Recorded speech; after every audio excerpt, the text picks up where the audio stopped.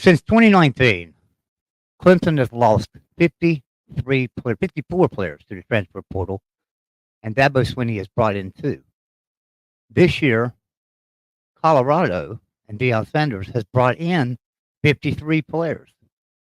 So which one's right and which one's wrong? Or do they both have a great argument? We're going to talk to someone about that today, so stand by.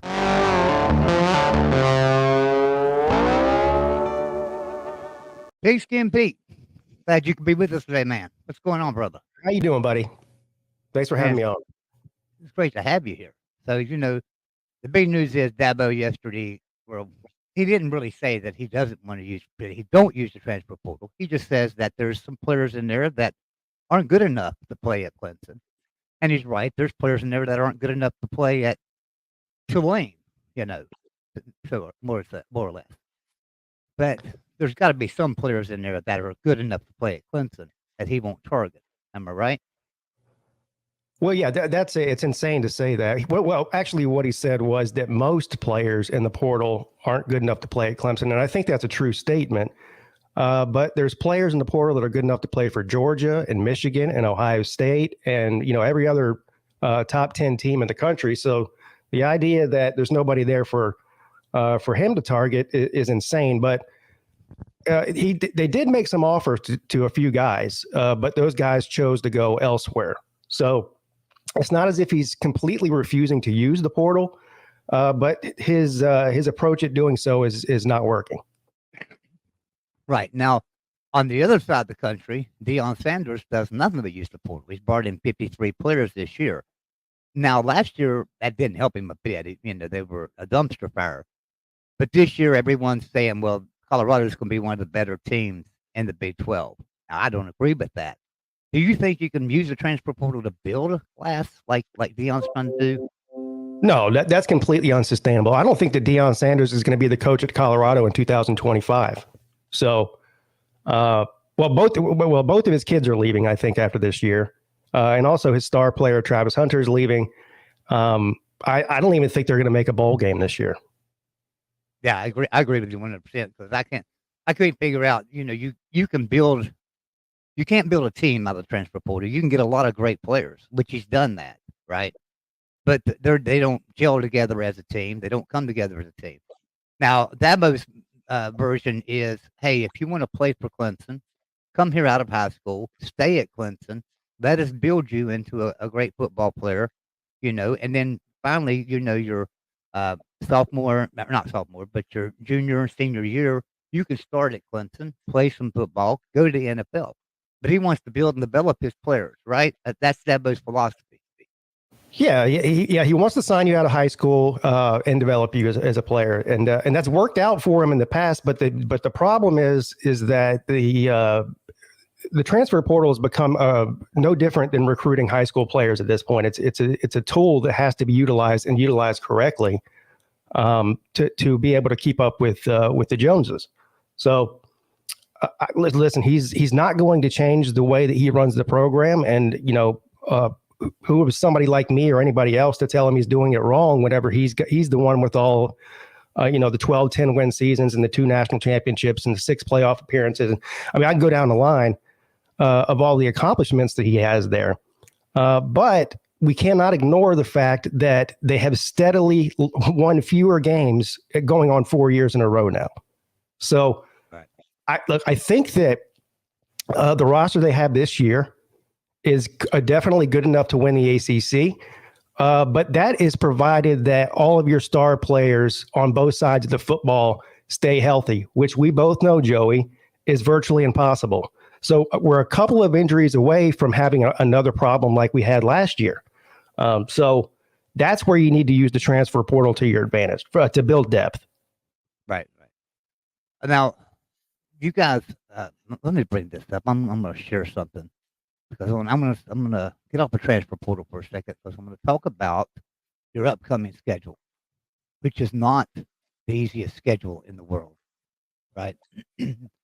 So starting off August 31st, taking on Georgia, and now that's not a neutral site game, is it? Yeah, it's in Atlanta. It's Yeah, it's in the Falcons Stadium, the Mercedes-Benz Dome. So it's not a neutral site game, really. Well, That's I just- mean, it's not on just campus. taking home. Yeah, it's a noon kickoff, which a lot of people are upset about. I could care less about opening weekend at a neutral site, being a night game. And plus it's inside, so I'm fine with that. But yeah, it's in Atlanta at noon. I agree. I've heard a lot of people talk about a lot of Clemson media talking about that, or just YouTube channels talking about how they wish it was a night game. And now I have to agree that I think Georgia and Clemson, the more intriguing matchup, that's A&M and Notre Dame, in my opinion. I'd much rather watch Clemson and Georgia. Yeah, to me, it doesn't really matter. I almost prefer to get the game out of the way early. And I know people are going to joke around and say, oh, you just want to get the loss over with early.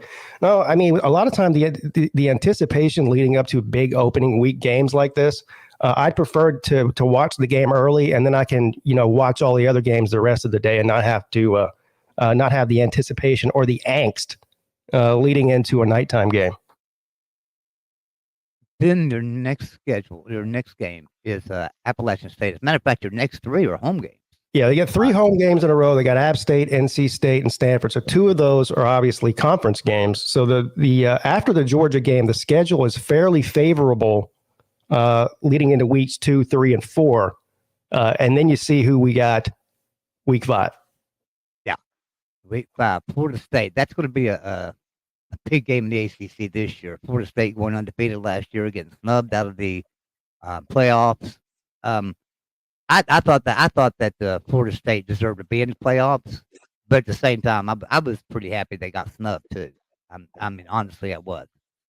But I'm looking at the schedule here, and let me ask you a question: did you ever think that Stanford, that you'd be saying, "Yeah, it's a conference game against Stanford"? No. No, and actually, Clemson is one of the teams in the ACC that voted against adding Stanford, Cal, and SMU. Well, a whole different video, though. Right. Video. So, all right. So then Florida State, and then you got Wake Forest. You go to Wake Forest, then you come back home for 2 games, and one's a tough one. Virginia and Louisville. Louisville last year was a pretty good team. What are you expecting to see out of Louisville this year? Yeah, well, I think they're going to be pretty good again this year too.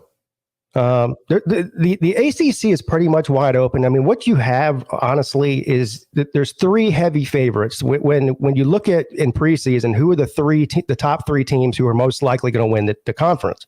A lot of these teams play each other too, so that will take care of itself on the field. But you've got Clemson, obviously, Florida State, and then Miami. And then after that, there's another 4 or 5 teams that are sort of nipping right at their heels. And Louisville's one of them. NC State's one of them. Virginia Tech is getting a ton of hype in the offseason. I've seen a lot of people even pick them to win the ACC, which would be a dark horse pick if you ask me. And that's probably about it. I think after that, there's somewhat of a drop-off. I don't expect North Carolina to have a great season, especially losing Drake May and the majority of their defense. So I think it's those 5 or 6 teams that have any shot at all at winning the conference.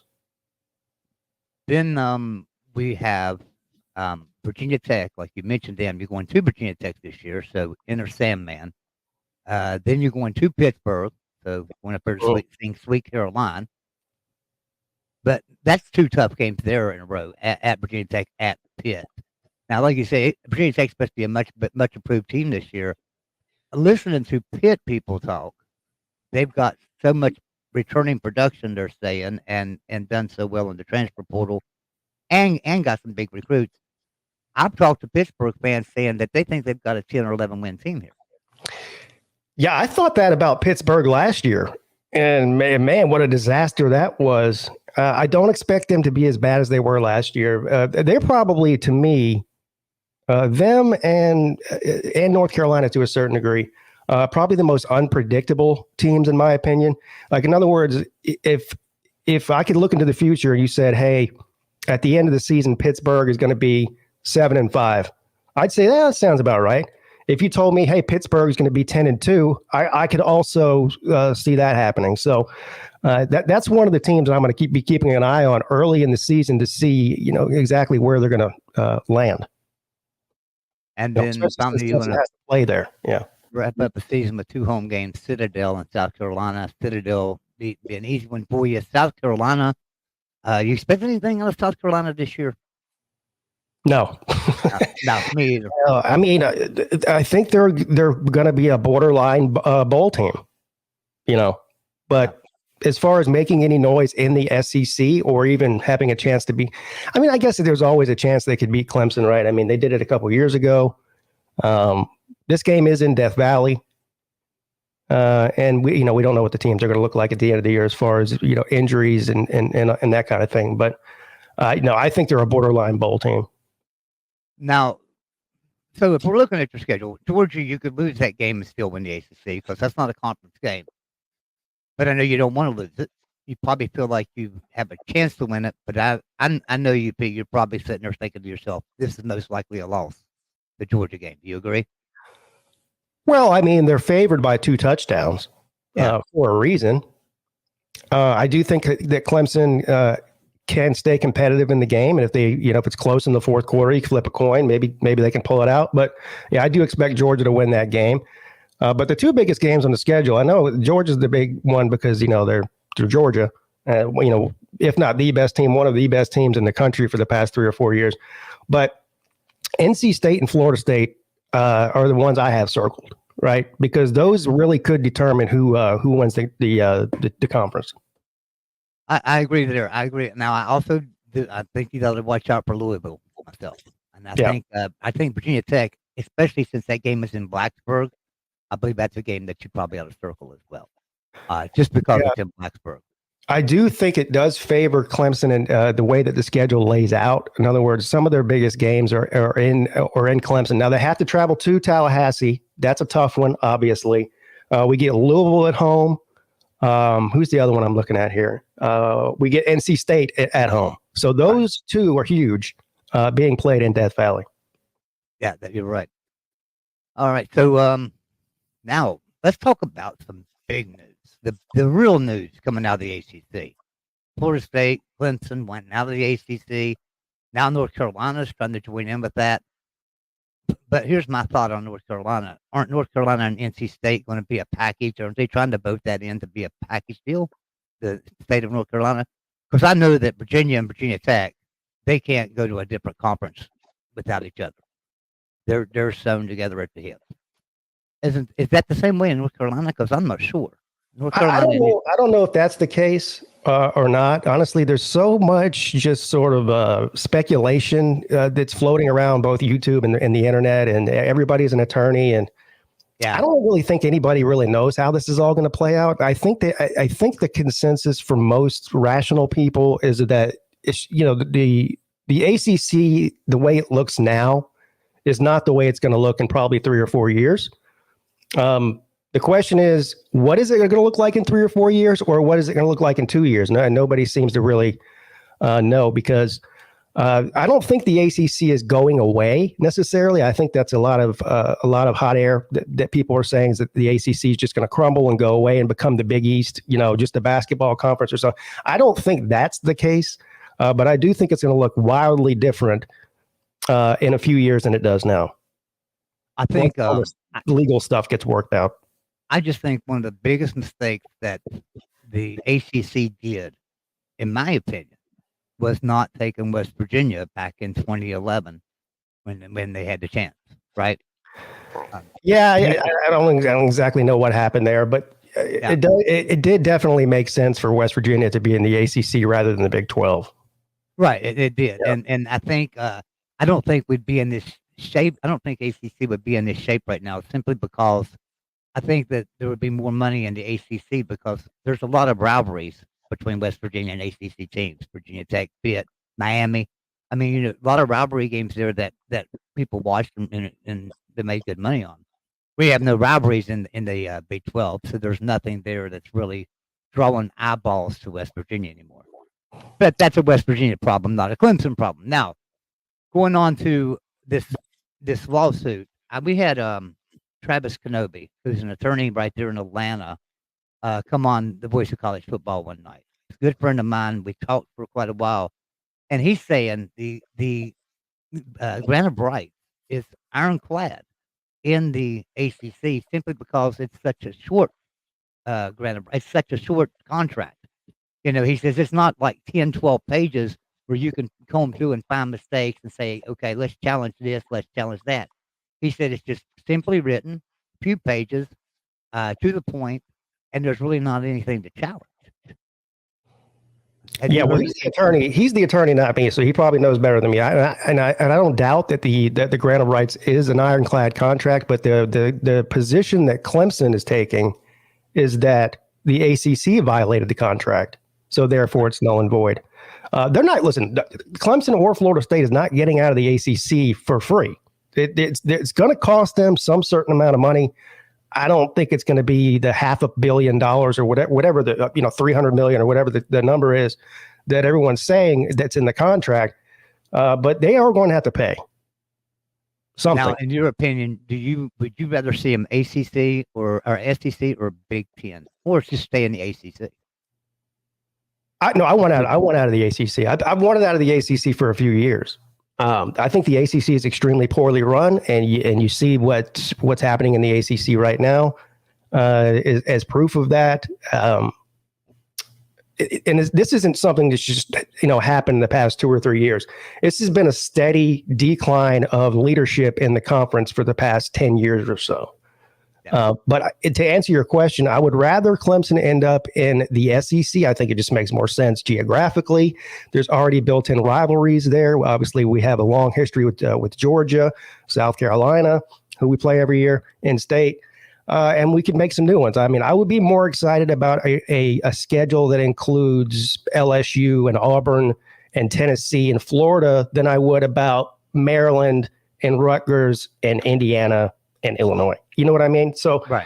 But from a financial standpoint, anything is better than what we have right now. So if it were the Big 10 or the Big 12, I'm not going to cry into my Fruit Loops about it. It's still better than what we have in the current situation in the ACC. I agree. I think your best fit. I'm like you as the SEC. I'm just wondering, with the SEC, what's South Carolina going to say about you coming in? And also, it seems like the SEC has lately just takes flagship schools.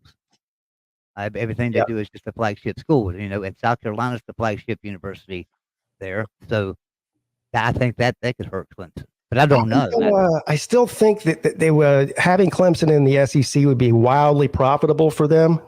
And to answer your first part of that question was, do you think that South Carolina would allow it or try to block it? They would definitely be one of the teams that tries to block Clemson. They don't want Clemson in the SEC. I mean, and I understand why. Yeah. But that doesn't mean that just because South Carolina doesn't want Clemson in the ACC, in the SEC, that would block it. So, and also, I think the SEC, if you go back to what you were asking earlier about North Carolina, and who are the two teams in North Carolina, and who was the other one? NC State. I think the SEC definitely wants some teams from the state of North Carolina just for TV market purposes. They don't have any North Carolina teams. They want Tobacco Road, Virginia, and or North Carolina. So it wouldn't surprise me if once you start seeing teams break off and go different places, that you see at least one or two teams from the state of North Carolina end up in the Southeastern Conference. I can agree with that. I agree with that 100%. Now, Florida State does not have what am I trying to think of? AAU status? Right. But now the Big Ten has come out and said that's not really a requirement to get into the Big Ten. But they've used that before to say that's why they keep teams out. It's not an AAU school. Yeah. So, but it's really not a rule in the Big Ten that you have to have AAU status to be in the Big Ten. Yeah, I think it's a moot point because even if it is a rule, rules can be changed in a 24-hour period. And honestly, you're going to change it if you have a chance to get Florida State.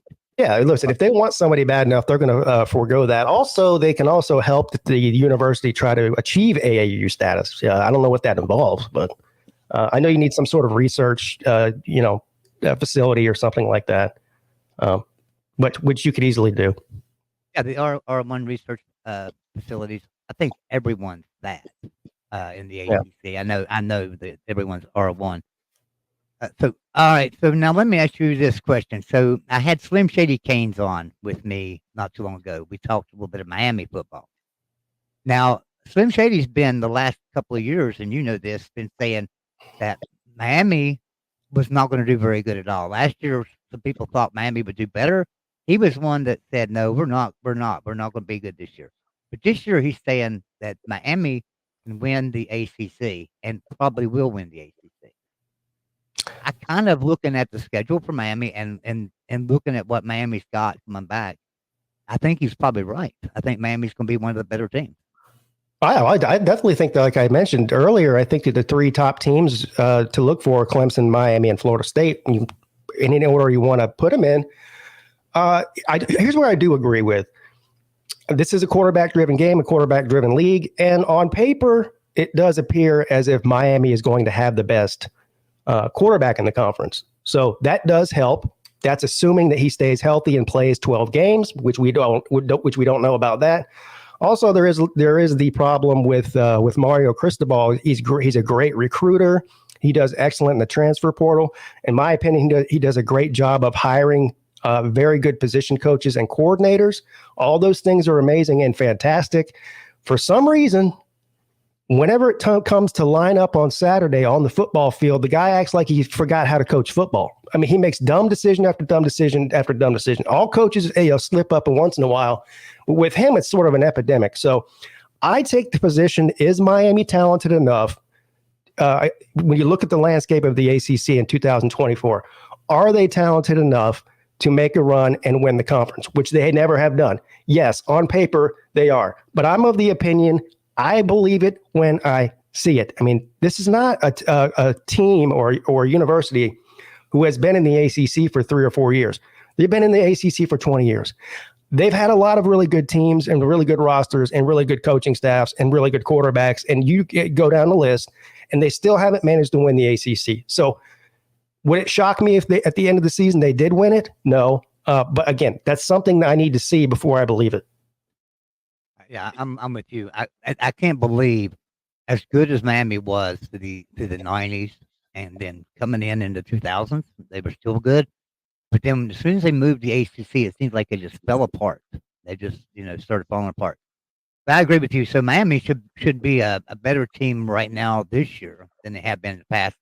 And I'm with you. Mario Cristobal has just made so many errors on the field and stuff. But I know he's a great coach. I mean, my goodness, we've seen what he's done at Oregon, right? We know he can coach football. He gets out there to Miami. Maybe it was just a culture shock. I don't know what it was. Well, it is sort of the same criticism of him in Oregon. Like, he recruited great there. He won a lot of games, but he never won the Pac-12. Right. I can't remember what is somebody in the comments section will probably let me know. I can't remember exactly what his bowl record was at Oregon, if he won any bowl games there at all or not. I don't remember. All right. Well, now I'm going to put you on the spot because I've got to know. I want to know what you think. Clemson's, take your Homer hat off, though. What's Clemson's record going to be this year? What do you think the final record when it's all said and done? All right. Well, let me go through the schedule here again. And I'll give you my honest assessment of what I think is going to happen here. I know that it's early. Anything can happen. Yeah, start out with a loss to Georgia, so there's 0-1. I think we win the next 3 at home against App State, NC State, and Stanford. I think the toughest out of those 3 games is obviously NC State. That's also a rivalry. NC State does have a history of giving Clemson fits, even if Clemson has the better football team. So that's a possible loss there, but I'm going to give it to the Tigers just because they're at home. Florida State's a tough one. Oh, man. At Florida State too. I'll give it to the Noles just because it's in Florida State. But yeah, I also wouldn't be surprised if Clemson went and put their foot on their neck. I don't think Florida State's going to be the Florida State that you saw in 2023. So, but that's 2 losses. Where are we at here now? Wake Forest. Win at Forest, win at Virginia. I think we beat Louisville in Death Valley. Virginia Tech could be a tough one.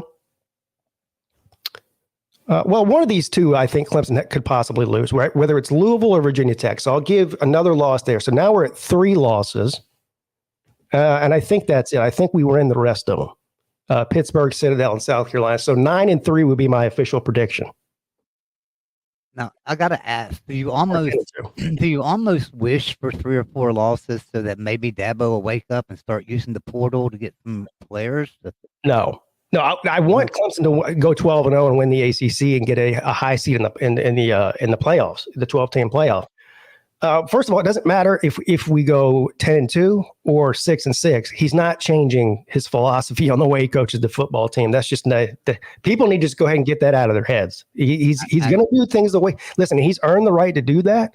So, but also, just because you won 2 national championships doesn't mean you're completely above criticism or reproach. So, well, now he may actually have a great valid point though, that if he gets the players in there and they stay, and he can build them himself, and y'all got a great strength and conditioning program down there, so you can build them yourself. They could actually be better players as junior and seniors than any player in the portal, because you guys can get mostly 5-star recruits, 4 and 5-star recruits. So he's right. He could actually build a team better by recruiting high school. But will they stay? Because you can't keep them there if they want to leave. And that's the problem. You get a player and you develop them for 2 or 3 years, and then they leave on you. So I worry about that for Dabo. But I do like his philosophy on it myself. But Pete, I'm not going to. It's like he says, the majority of the players that transfer out of Clemson aren't starters anyway, and most of them are graduates. And so they want to transfer somewhere for a year or 2 so they can actually play instead of sitting on the bench at Clemson. That's completely understandable. Also, yes, this game still runs through high school recruiting. I mean, even with the transfer portal, you look at the best teams in the country every year, they're the ones that recruit the best and the most consistently. So that is still the bread and butter to build a football team. But with the way that the transfer portal is used by all these other teams who are competing nationally every year, you've got to be able to do at least part of what they're doing to keep up with them. Yeah. So I agree. So Pete, I want you to tell everybody where to find you at over on your channel. And I love your channel. I mean, you've got one of the better college football channels across the board. You cover Clemson, but you also cover the entirety of the ACC. You have an ACC show every Monday night, right? That's Tuesday at 7 p.m. Yeah, Tuesday night. So, but tell everybody about your channel there and where to find you at. Yeah, I mean, I'm a Clemson fan, but I cover the entire sport. We like to have fun. We're not too much. We're not too serious. Nobody over here is trying to be an ESPN analyst or anything like that. Things get crazy if you like to have a good time. Lots of trash talking, that kind of thing. During the season, I go a lot harder with the game streams. I stream all of the Clemson games live unless I'm at the game, and several other games too. So. But yeah, the name of my channel is Pigskin Pete. That's Pwete, like you see it on the screen there. Type that in and it'll pop right up. Yes, sir. Pete, I appreciate you joining us. I asked you for about 30 minutes. We've been about 29 minutes right now, so I really appreciate you coming in and giving us your take on Clemson football for this year. Appreciate you, Joey.